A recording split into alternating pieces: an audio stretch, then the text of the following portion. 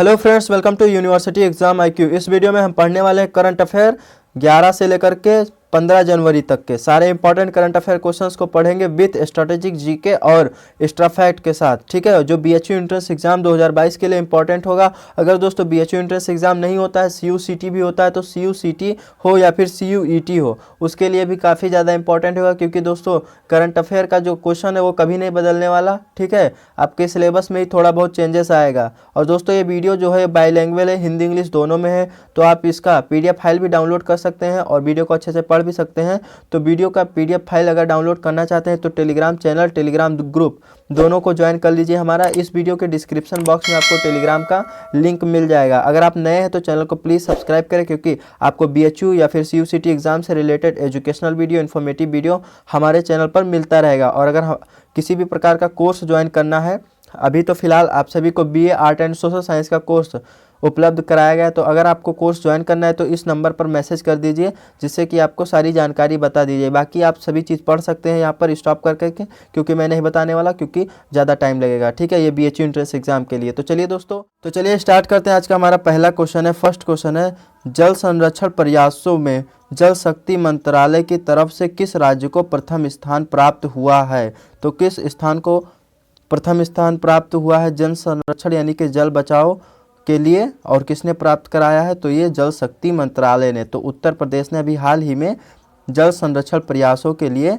Top किया है, यानी कि प्रथम स्थान प्राप्त किया है सभी राज्यों में। उत्तर प्रदेश की बात करें तो यहाँ की राजधानी है लखनऊ, और लखनऊ किस नदी के किनारे स्थित है? तो गोमती नदी के किनारे स्थित है। तो आप लोग याद रखिएगा गोमती नदी। और वर्तमान में उत्तर प्रदेश के मुख्यमंत्री योगी आदित्यनाथ हैं। किंतु दोस्तों यहाँ पर चुनाव है 2022 में, तो डाटा चेंज होगा, उसको भी हम आप सभी को पढ़ाएंगे, तो चैनल के साथ बने रहिएगा। ठीक है, और उत्तर प्रदेश की बात करें तो उत्तर प्रदेश में एक मोस्ट इंपॉर्टेंट नेशनल पार्क है, जिसका नाम है दुधवा नेशनल पार्क। ठीक है, दुधवा नेशनल पार्क। आप यहाँ पर एक्सप्लेनेशन जो है इसका पढ़ सकते हैं, PDF डाउनलोड कर सकते हैं। PDF आप सभी को हमारे टेलीग्राम चैनल पर उपलब्ध करा दी जाएगी। तो क्वेश्चन नंबर 2 है दोस्तों हमारा, RBI के किस पूर्व गवर्नर को एशियन इंफ्रास्ट्रक्चर इन्वेस्टमेंट बैंक का उपाध्यक्ष नियुक्त किया गया है? ठीक है, RBI के पूर्व गवर्नर थे उर्जित आर पटेल। इनको भी हाल ही में एशियन इंफ्रास्ट्रक्चर इन्वेस्टमेंट बैंक का नया उपाध्यक्ष नियुक्त किया गया है। इसका हम शॉर्ट नाम बोलते हैं AIIB। ठीक है, AIIB यानी कि एशियन इंफ्रास्ट्रक्चर इन्वेस्टमेंट बैंक। ठीक है, इसका फुल फॉर्म होता है। इसकी स्थापना हुई थी 16 नवंबर, ठीक है ध्यान दीजिएगा, 16 नवंबर 2016 को इसकी स्थापना हुई थी। और इसका मुख्यालय चीन की राजधानी बीजिंग में है। ठीक है, चीन की राजधानी बीजिंग में है। RBI की हम बात कर लेते हैं, तो RBI की स्थापना हुई थी 1 अप्रैल, ठीक है 1 अप्रैल 1935 को RBI की स्थापना हुई थी। और इसका वर्तमान में इसका मुख्यालय जो है वो मुंबई में है। ठीक है, और इसके वर्तमान में अध्यक्ष जो है वो है शक्तिकांत दास। तो आप लोग याद रखिएगा कि RBI के वर्तमान में अध्यक्ष कौन है? शक्तिकांत दास हैं। तो चलिए बढ़ते हैं अपने अगले क्वेश्चन की ओर। क्वेश्चन नंबर 3 है, देखिए क्वेश्चन नंबर 3 है, हाल ही में किस देश ने 18 साल की छोटी लड़कियों की विवाह पर कानून बनाकर प्रतिबंध लगाने की घोषणा की है? किस देश ने किया है कि अब 18 साल की लड़की जब तक नहीं हो जाएगी तब तक उसकी शादी नहीं होगी, क्योंकि यहाँ पर बच्चों की भी शादी हो रही थी। तो कौन सा देश है? तो फिलीपींस देश है। ठीक है, फिलीपींस देश। फिलीपींस देश एक दक्षिण एशियाई देश है और इसकी राजधानी है मनीला। तो आप लोग याद रखिएगा, B ऑप्शन आपका सही हो जाएगा। तो चलिए बढ़ते हैं अगले क्वेश्चन की ओर। क्वेश्चन नंबर 4 है, क्वेश्चन नंबर 4 है, किस राज्य सरकार ने राज्य सरकार के कर्मचारियों की सेवानिवृत्ति आयु 60 वर्ष से बढ़ाकर के 62 वर्ष की घोषणा की? मतलब 62 वर्ष के बाद वो रिटायर होंगे। 60 वर्ष था, अब वो 62 वर्ष की आयु में रिटायर होंगे। तो किस राज्य के सरकार ने किया है? तो यह अभी हाल ही में आंध्र प्रदेश के राज्य सरकार ने किया है। तो इस क्वेश्चन का आपका B ऑप्शन सही हो जाएगा। आंध्र प्रदेश की बात करें तो आंध्र प्रदेश की राजधानी है अमरावती, और यहाँ के वर्तमान में मुख्यमंत्री हैं दोस्तों YS जगन मोहन रेड्डी, और वर्तमान में यहाँ के राज्यपाल हैं विश्वभूषण हरिचंदन। ठीक है, हरिचंदन जी यहाँ के राज्यपाल हैं। और यहाँ का एक शास्त्रीय नृत्य है, लोक नृत्य, जो कि काफ़ी फेमस है, उसका नाम है कुचिपुड़ी। और आंध्र प्रदेश की जो राजकीय भाषा है वो है तेलुगु। तो आप लोग ये याद रखिएगा। ठीक है, तो चलिए अगले क्वेश्चन की ओर बढ़ते हैं। क्वेश्चन नंबर 5 है हमारा, काफ़ी ज़्यादा इंपॉर्टेंट है। गुरु गोविंद सिंह जयंती 2022 को मनाई गई है। और कब मनाई गई है? यह मनाई गई है 9 जनवरी 2022 को मनाई गई है। तो आपको यहाँ पर यह बताना है कि गुरु गोविंद सिंह का ये कौन से नंबर का जयंती था, ठीक है, यानी कि कौन सा जयंती था। तो दोस्तों यहाँ पर आप लोग देखिएगा 355वां जयंती था इनका, ठीक है, 355 वर्ष हो गए इनके जन्म को। और इनका जन्म कब हुआ था ये आप लोग को याद रखना है, गुरु गोविंद सिंह का। गुरु गोविंद सिंह का जन्म हुआ था 22 दिसंबर, ठीक है, यहाँ पर 22 दिसंबर 1666 को इनका जन्म हुआ था। ये सिख धर्म के 10वें गुरु थे, ठीक है, 10वें गुरु थे। तो आप लोग ये भी याद रखिएगा। और इनका जन्म जो हुआ था पटना में हुआ था। तो ये पूछा जाता है, काफ़ी ज़्यादा इंपॉर्टेंट है कि गुरु गोविंद सिंह का जन्म कहाँ पर हुआ था, तो पटना में हुआ था। पटना जो है बिहार की राजधानी है। और पटना किस नदी के किनारे स्थित है, आप लोगों को कमेंट में बताना है, तो आप लोग ज़रूर बताइएगा। तो नेक्स्ट क्वेश्चन, क्वेश्चन नंबर 6 है हमारा, गांधी का हत्यारा the making of Nathuram Godse and his idea of India नामक पुस्तक के लेखक कौन हैं? तो इस पुस्तक के लेखक हैं धीरेंद्र झा इस पुस्तक के लेखक हैं। और धीरेंद्र झा जो हैं ये दिल्ली के एक पत्रकार है, ठीक है। इन्होंने गांधी जी की हत्या के बारे में एक बुक लिखा है जिसमें नाथूराम गोडसे और गांधी जी दोनों के बारे में बताया गया है। उस बुक का क्या नाम है आप लोग याद रखिएगा, ठीक है। तो आपका सी ऑप्शन सही हो जाएगा, धीरेंद्र झा। तो चलिए अगले क्वेश्चन की ओर बढ़ते हैं। क्वेश्चन नंबर 7 बहुत ज़्यादा इंपॉर्टेंट क्वेश्चन है दोस्तों। यहाँ से क्वेश्चन एग्जाम में आने की संभावनाएं हैं, क्योंकि बहुत ही जल्दी डाटा बदलने वाला है 3-4 राज्यों का, आपके एग्ज़ाम से पहले ही बदल जाएगा। तो उसको हम अच्छे से पढ़ लेंगे, ठीक है। देखिए क्वेश्चन नंबर 7 है, चुनाव आयोग ने गोवा, पंजाब, मणिपुर, उत्तराखंड और उत्तर प्रदेश के विधानसभा चुनाव की घोषणा की है, ठीक है। और मुख्य चुनाव आयुक्त कौन है? क्वेश्चन पूछ रहा है कि मुख्य चुनाव आयुक्त भारत के कौन हैं जिन्होंने गोवा, पंजाब, मणिपुर, उत्तराखंड और उत्तर प्रदेश के विधानसभा चुनाव की घोषणा कर दी है कि कब होने हैं और कैसे कराए जाने हैं, ठीक है। अब देखिए पहले तो आप लोग ये समझ लीजिए कि मुख्य चुनाव आयुक्त क्या होता है। देखिए मुख्य चुनाव आयुक्त जो होता है ये भारत का एक स्वतंत्र अधिकारी होता है जो भारत के जितने भी चुनाव होते हैं सबको संचालित करता है। जैसे आपका राज्य विधानसभा का हो और राष्ट्रीय स्तर पर हो, ठीक है, जैसे प्राइम मिनिस्टर का जो होता है चुनाव उसको, और राष्ट्रपति, उपराष्ट्रपति, इन सभी के चुनाव को निष्पक्ष रूप से कराता है। तो वर्तमान में जो भारत के मुख्य चुनाव आयुक्त हैं, आप लोग आई होप यहाँ पर देख भी चुके होंगे, ठीक है। मुख्य चुनाव आयुक्त जो हैं वो हैं सुशील चंद्रा। तो आप लोग याद रखिएगा सी ऑप्शन सही हो जाएगा, ठीक है। संविधान के अनुच्छेद 324 के अनुसार, ठीक है, भारत में जो है एक चुनाव आयुक्त होगा जो पूरे देश के चुनाव को संचालित करेगा, ठीक है। और जो सुनील चंद्रा है ये भारत के वर्तमान चुनाव आयुक्त हैं और ये 24वें नंबर के चुनाव आयुक्त हैं। तो ये आप लोग याद रखिएगा, ठीक है। कभी कभी नंबर से भी क्वेश्चन पूछ लिया जाता है। तो नेक्स्ट क्वेश्चन की ओर बढ़ते हैं। क्वेश्चन नंबर 8 है, न्यायमूर्ति आयशा मलिक किस देश की सर्वोच्च न्यायालय की पहली महिला न्यायाधीश बनी हैं? तो अभी हाल ही में पाकिस्तान की पहली महिला सर्वोच्च न्यायालय की न्यायाधीश बनी है। कौन? आयशा मलिक। तो आप लोग याद रखिएगा। पाकिस्तान की बात करें तो यहाँ की राजधानी कहाँ? इस्लामाबाद है, ठीक है। वर्तमान में यहाँ के प्रधानमंत्री हैं इमरान खान। और पाकिस्तान की जो मुद्रा है यानी कि करेंसी उसका नाम है रुपया, जो इंडिया में भी चलता है, ठीक है। यहाँ की आधिकारिक राष्ट्रीय भाषा है उर्दू, ठीक है। उर्दू यहाँ की आधिकारिक राष्ट्रीय भाषा है। सिंधु नदी पाकिस्तान की सबसे बड़ी नदी है, ठीक है। तो आप लोग ये भी याद रखिएगा। चलिए अगले क्वेश्चन की ओर बढ़ते हैं। क्वेश्चन नंबर 8 का डी ऑप्शन सही हो जाएगा। तो नेक्स्ट क्वेश्चन हमारा क्वेश्चन नंबर 9, प्रधानमंत्री नरेंद्र मोदी ने 2022 में किस दिन को सालाना वीर बाल दिवस घोषित किया है? 2022 में घोषित किया जाएगा तो ये दिसंबर में होगा, 26 दिसंबर को।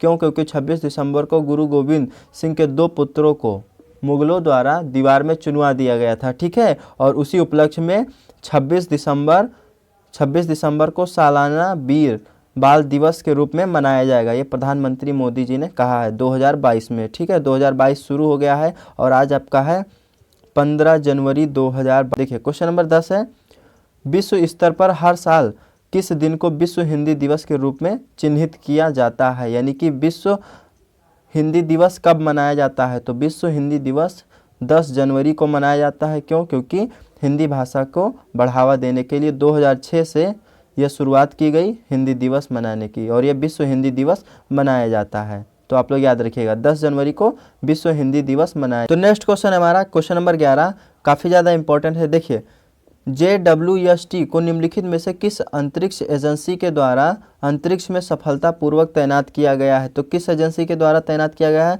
तो अभी हाल ही में नासा के द्वारा तैनात किया गया है। नासा को दोस्तों इंग्लिश में हम लोग लिखते हैं NASA, और इसका फुल फॉर्म आप लोग को याद रखना चाहिए, काफ़ी ज़्यादा इंपॉर्टेंट है। तो इसका फुल फॉर्म होता है national aeronautic and space administration, काफ़ी ज़्यादा इंपॉर्टेंट है। और नासा की स्थापना हुई थी 29 जुलाई को हुई थी इसकी स्थापना 1958 को। तो आप लोग याद रखिए 29 जुलाई 1958 को इसकी स्थापना हुई थी। और नासा का मुख्यालय जो है दोस्तों ये कहाँ पर है? अमेरिका की राजधानी वाशिंगटन DC में इसका मुख्यालय है। तो इसरो की बात करें तो इसरो का फुल फॉर्म होता है इंडियन स्पेस रिसर्च ऑर्गेनाइजेशन, ठीक है। Indian space research organisation ISRO का फुल फॉर्म होता है। इसरो का स्थापना हुआ था 15 अगस्त 1969 को, ठीक है। और इसका मुख्यालय है बेंगलुरु में। और इसके वर्तमान में जो अध्यक्ष है उनका नाम है के सिवन, ठीक है। तो आप लोग ये भी याद रखिएगा। स्पेस एक्स सी ऑप्शन आप सभी का है। तो स्पेस एक्स जो है एक प्राइवेट है और इसके मालिक जो हैं वो है एलोन मास्क, ठीक है। एलोन मास्क आप लोगों ने तो नाम सुना ही होगा, ठीक है। और स्पेस एक्स का जो मुख्यालय है वो अमेरिका में, ठीक है, कैलिफोर्निया में है, ठीक है, अमेरिका के कैलिफोर्निया में है। तो नेक्स्ट क्वेश्चन की ओर बढ़ते हैं। क्वेश्चन नंबर 13 है, किस राज्य के गंजम जिले ने खुद को बाल विवाह मुक्त जिला घोषित किया है? तो अभी हाल ही में उड़ीसा राज्य के गंजम जिले ने हाल ही में यह घोषित किया है कि बाल विवाह मुक्त हो गया है हमारे जिला से, ठीक है। तो ये उड़ीसा है। उड़ीसा की बात करें तो उड़ीसा की राजधानी कहाँ है? भुवनेश्वर। और यहाँ के वर्तमान में CM यानी मुख्यमंत्री कौन है? नवीन पटनायक। और वर्तमान में गवर्नर यानी राज्यपाल जो हैं वो गणेशी लाल हैं, ठीक है। तो आप लोग याद रखिएगा गणेशी लाल। और इसने यानी कि उड़ीसा राज्य का एक जिला है जिसका नाम है गंजम, उसने बाल विवाह मुक्त किया है। उड़ीसा में दोस्तों आप लोग और याद रख लीजिए, उड़ीसा की जो प्रमुख नदी है वो है महानदी। महानदी को उड़ीसा का शोक कहा जाता है। और उड़ीसा में कोणार्क यानी सूर्य मंदिर स्थित है। कोणार्क में सूर्य मंदिर स्थित है। और कटक दोस्तों, कटक आप लोग याद रखिए कि कटक में किसका जन्म हुआ था ये आप लोग को कमेंट बॉक्स में बताना है। जगन्नाथ का पुरी मंदिर ये भी उड़ीसा में स्थित है। उड़ीसा का एक इम्पॉर्टेंट नेशनल पार्क है सिमलीपाल नेशनल पार्क, तो आप लोग याद रखिएगा। तो चलिए आगे बढ़ते हैं। उससे पहले एक और बता देते हैं आप सभी को एक्स्ट्रा फैक्ट। आप लोग बोलते होंगे कि कितना क्वेश्चन बताते हैं ना। देखिए अगर वीडियो बड़ा होगा तो आपका नॉलेज भी बड़ा होगा, ठीक है दोस्तों। तो पूरा वीडियो को वॉच किया कीजिए, जो भी मेरे मुंह से निकलता है अगर आप लोग उसको नोट करते हैं एक्स्ट्रा फैक्ट को तो आपके लिए ही काफ़ी ज़्यादा इंपॉर्टेंट होगा। उड़ीसा के लिए हम रुक गए थे। तो देखिए उड़ीसा में एक इम्पॉर्टेंट झील है जिसका नाम है चिल्का झील, ठीक है। ये भारत की सबसे बड़ी झील है और ये खारे पानी की झील है। किसकी? खारे पानी की झील है। तो ये आप लोग भी नोट डाउन कर लीजिएगा। चलिए अगले क्वेश्चन की ओर बढ़ते हैं। क्वेश्चन नंबर 14 है, देखिए पूर्व प्रधानमंत्री लाल बहादुर शास्त्री की पुण्य तिथि हर साल किस तारीख को मनाई जाती है? अभी हाल ही में मनाया गया है। तो यह 11 जनवरी को मनाई जाती है, ठीक है। इनकी मृत्यु हुई थी और ताशकंद में इनकी मृत्यु हो गई थी। और अगर हम बात करें कि लाल बहादुर शास्त्री का जन्म कहाँ हुआ था, तो इनका जन्म हुआ था मुगल सराय में 2 अक्टूबर 1904 में इनका जन्म हुआ था, ठीक है। मुगल सराय आजकल इसका ये है जो है बिहार में पड़ता है, ठीक है। चलिए आप लोग याद रखिएगा। और ये भारत के दूसरे प्रधानमंत्री थे। एक इम्पॉर्टेंट चीज़, जय जवान जय किसान का नारा जो है वो लाल बहादुर शास्त्री ने ही दिया था। 1966 में इनकी मृत्यु हो गई थी। आप लोग यहाँ पर ये भी याद रखिए 11 जनवरी 1966 को इनका निधन हो गया था। चलिए क्वेश्चन नंबर 15 है, हाल ही में यूरोपीय संसद के किस अध्यक्ष का इटली के एक अस्पताल में निधन हो गया? यूरोपीय संसद जो है ये इसमें जो अध्यक्ष हैं, जैसे अपने भारत के अध्यक्ष इस समय कौन है संसद के? ओम बिरला हैं, ठीक है। तो ऐसे ही यूरोपीय संसद के अध्यक्ष थे डेविड सासोली, ठीक है। इनका निधन हो गया, इटली में हुआ, एक अस्पताल है। तो आप लोग याद रखिएगा। इस बी ऑप्शन सही हो जाएगा इस क्वेश्चन का।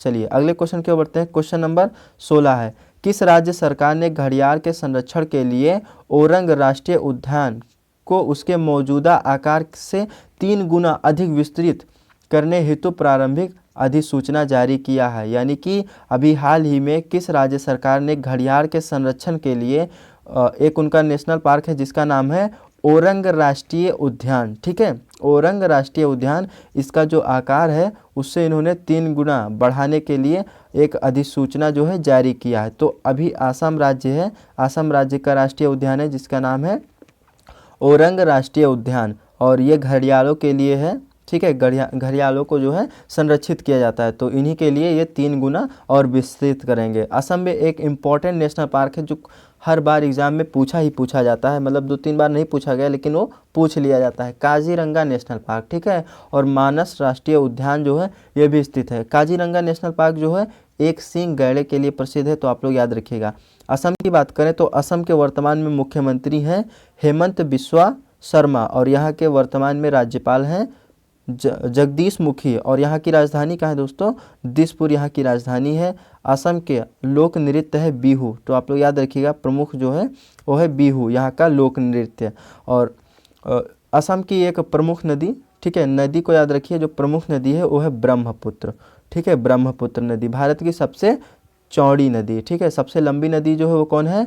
गंगा नदी है। और सबसे चौड़ी नदी जो है वो कौन है? ब्रह्मपुत्र नदी है। अब आपको यहाँ पर एक क्वेश्चन और आप सभी को हम बता दे रहे हैं। देखिए ये भारत अपना ऐसा मैप है, मान लीजिए, तो गंगा इधर से आती है, ब्रह्मपुत्र इधर से आती है, और जब इन दोनों का संगम होता है आपस में, बांग्लादेश और पश्चिम बंगाल के क्षेत्र में ये दोनों नदियाँ डेल्टा का निर्माण करती हैं, ठीक है। और उस डेल्टा का नाम है सुंदरवन डेल्टा। क्या है? सुंदरवन डेल्टा है। और सुंदरवन डेल्टा भारत के किस राज्य में है? पश्चिम बंगाल में है, तो आप लोग याद रखिएगा। और एक पॉइंट और, गंगा नदी जो है ये जब बांग्लादेश में एंटर करती है तो इसको बांग्लादेश में पद्मा कहा जाता है, और जब ब्रह्मपुत्र नदी बांग्लादेश में एंटर करती है तो इसे वहाँ जमुना नदी कहा जाता है। और एक मेघना नदी है जो इन तीनों नदियों का संगम होकर के दुनिया का सबसे बड़ा सुंदरवन डेल्टा का निर्माण करती हैं। और ब्रह्मपुत्र नदी आई है तो एक चीज़ और बताना चाहते हैं दोस्तों कि ब्रह्मपुत्र नदी पे दुनिया का सबसे बड़ा नदी द्वीप स्थित है जिसका नाम है माजुली द्वीप। क्या है? माजुली द्वीप। आप लोग इसको नोट डाउन कर लीजिएगा। और दोस्तों वीडियो अगर बड़ी हो रही है तो आपका नॉलेज भी बड़ा हो रहा है, ये मैं बार बार आप सभी को बोल रहा हूँ। अगर आपको नहीं अच्छा लग रहा है क्वेश्चन का आंसर ही पढ़ना है तो वीडियो को थोड़ा आगे कर करके देख सकते हैं, ठीक है। तो नेक्स्ट क्वेश्चन की ओर बढ़ते हैं। क्वेश्चन नंबर 17 है, किस राज्य सरकार ने कोविड-19 गाइडलाइंस के तहत जल्लीकट्टू के आयोजन की मंजूरी दी है? ठीक है, तो अभी तेलंगाना ने दी है। ये एक उत्सव होता है, ठीक है, जो पोंगल त्यौहार में होता है। और दोस्तों इसमें क्या होता है कि एक व्यक्ति को, यानी कि व्यक्ति को उसे बैल से लड़ाया जाता है, ठीक है, जिसको हम लोग बुल फाइटिंग भी बोलते हैं। तो इसी त्यौहार का आयोजन के लिए कोविड-19 गाइडलाइंस के तहत यहाँ की जो सरकार है तमिलनाडु, सॉरी, ठीक है, तमिलनाडु यहाँ पर है, तमिलनाडु की सरकार ने मंजूरी दे दी है, तो आप लोग याद रखिएगा, ठीक है। तमिलनाडु की बात करें तो तमिलनाडु के वर्तमान में जो मुख्यमंत्री हैं उनका नाम है M.K. स्टालिन, और यहाँ के वर्तमान में राज्यपाल हैं R.N. रवि। व्यक्ति होता है जो किससे? बैल से लड़ता है, ठीक है, जिसको हम लोग बुल फाइटिंग बोलते हैं। तो बुल फाइटिंग जो है किस देश का राष्ट्रीय खेल है? तो वो है स्पेन का, ठीक है, स्पेन देश का जो है राष्ट्रीय खेल है। अब आप लोग को जो भारत का राष्ट्रीय खेल है ये हॉकी है, ठीक है, हॉकी है। इंग्लैंड का राष्ट्रीय खेल क्या है? क्रिकेट है। ऑस्ट्रेलिया का राष्ट्रीय खेल क्या है? क्रिकेट है। तो आप लोग ये भी याद रखिएगा। चलिए, पाकिस्तान का राष्ट्रीय खेल आप लोग को कमेंट बॉक्स में बताना है। बांग्लादेश का राष्ट्रीय खेल कबड्डी है। तो नेक्स्ट क्वेश्चन हमारा क्वेश्चन नंबर 18 है। देखिए काफ़ी ज़्यादा इंपॉर्टेंट है। यूनेस्को ने भारतीय धरोहर का विवरण निम्न में से किस भाषा में छापने की सहमति दी है? तो हिंदी में छापने की सहमति दी है। और कब ये हिंदी दिवस जब हुआ था तब उसके के उपलक्ष्य में ये बताया गया है, ठीक है। यूनेस्को क्या है? बहुत ज़्यादा इंपॉर्टेंट है, आपके हिस्ट्री में भी यहाँ से क्वेश्चंस आते रहते हैं। देखिए यूनेस्को एक ऐसी संस्था है जो दुनिया के सभी प्राचीनतम धरोहर को संरक्षित करता है, ठीक है, संरक्षण प्रदान कराता है। जैसे हमारा ताजमहल है, ये यूनेस्को के अंतर्गत है, ठीक है, ये विश्व विरासत धरोहर में सम्मिलित हो चुका है। तो यही कार्य होता है यूनेस्को का। यूनेस्को की बात करें तो इसका फुल फॉर्म काफ़ी ज़्यादा इंपॉर्टेंट है, तो याद कर लीजिएगा। हम बोलने जा रहे हैं दोस्तों, आप नोट डाउन भी कर लीजिएगा। देखिए यूनेस्को का फुल फॉर्म होता है, पहले तो मैं आप यहाँ पर लिख देता हूँ UNESCO, ठीक है, यूनेस्को, ठीक है, यूनेस्को। अब इसका फुल फॉर्म होता है United Nation educational scientific and culture organisation, ठीक है। एक बार फिर से रिपीट कर रहा हूँ, United Nation educational scientific and culture organisation, ठीक है। और इसकी स्थापना काफ़ी ज़्यादा इंपॉर्टेंट है, ठीक है, इसकी स्थापना हुई थी 16 नवंबर को, ठीक है, 16 नवंबर 1945 को, ठीक है। और यूनेस्को का मुख्यालय जो है ये फ्रांस देश के पेरिस राजधानी, यानी फ्रांस देश की राजधानी पेरिस में स्थित है। किसकी? यूनेस्को की। यूनेस्को का कार्य क्या होता है? पूरी दुनिया में या फिर किसी भी देश की जो विरासत होती है, प्राचीनतम उसको संरक्षित करता है। ठीक है, तो आई बात समझ में, डी ऑप्शन आपका सही हो गया होगा। अगर आपने वीडियो को मतलब जो क्वेश्चन है उसको अगर अच्छे से नहीं समझ पाए होंगे तो वीडियो को थोड़ा बैक कीजिएगा, बहुत ही ज़्यादा इंपॉर्टेंट है, तो समझने की प्रयास करिएगा और लिख लीजिएगा अपने कॉपी में।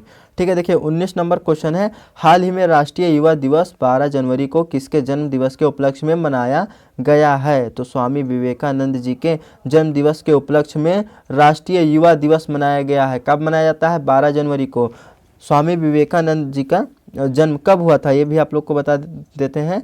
तो ये 12 जनवरी को जैसे इनके जन्म दिवस के उपलक्ष्य में मनाया गया, लेकिन आप बताइए कि कब मनाया गया, मतलब कब हुआ था? तो 1863 में हुआ था। ठीक है, और ये कहाँ हुआ था? कोलकाता में हुआ था। ठीक है, कोलकाता में हुआ था, तो आप लोग याद रखिएगा स्वामी विवेकानंद जी ने।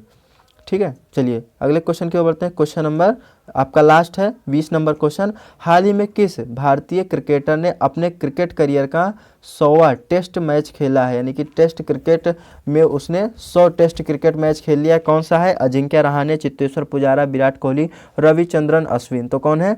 तो हमारे भारत देश के टेस्ट कैप्टन विराट कोहली हैं। ठीक है, इन्होंने 100 टेस्ट मैच खेलने का रिकॉर्ड बना दिया है। बना क्या, इससे पहले भी लोगों ने खेला, लेकिन ये अभी खेल चुके हैं। ठीक है, अभी इंडिया और साउथ अफ्रीका के बीच में टेस्ट सीरीज चल रहा है, जिसमें इंडिया जो है वो साउथ अफ्रीका से पराजित हो गई है 2-1 से।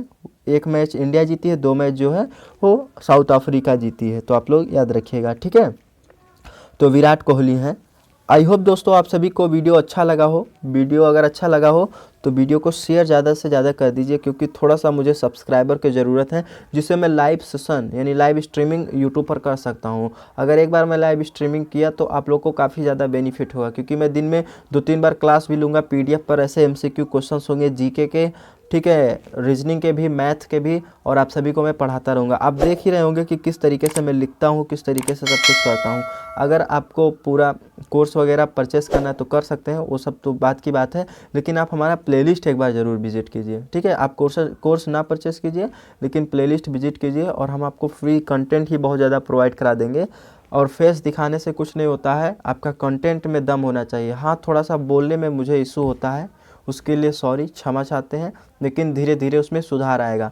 मैं पिछले 2 साल से पढ़ा रहा हूँ, BHU एंट्रेंस की तैयारी ही करा रहा हूँ, लेकिन ऑफलाइन तरीके से करा रहा था ना, तो इसके वजह से ऑनलाइन बोलने में थोड़ा सा अकेलापन महसूस होने लगता है। अगर लाइव होगा तो लाइव में बोलने में थोड़ा सा इशू नहीं होता, कहीं कहीं हो जाता है थोड़ा बहुत, बाकी आप लोग मैनेज कर लीजिएगा। ठीक है, तो आज का वीडियो यहाँ पर समाप्त करते हैं। आप लोग से रिक्वेस्ट है कि चैनल को सब्सक्राइब कीजिएगा और शेयर कीजिएगा अपने दोस्तों के साथ, और कोशिश करिए कि मेरे सब्सक्राइबर कंप्लीट हो जाएं, जिससे कि मैं लाइव सेशन कर सकूं, जिससे कि आपका ही बेनिफिट होगा। ठीक है दोस्तों, तो चलिए मिलते हैं नेक्स्ट वीडियो में। PDF के लिए टेलीग्राम चैनल को जरूर ज्वाइन कर लीजिएगा और कमेंट में ज़रूर बताइएगा। मिलते हैं नेक्स्ट वीडियो में। धन्यवाद, जय हिंद।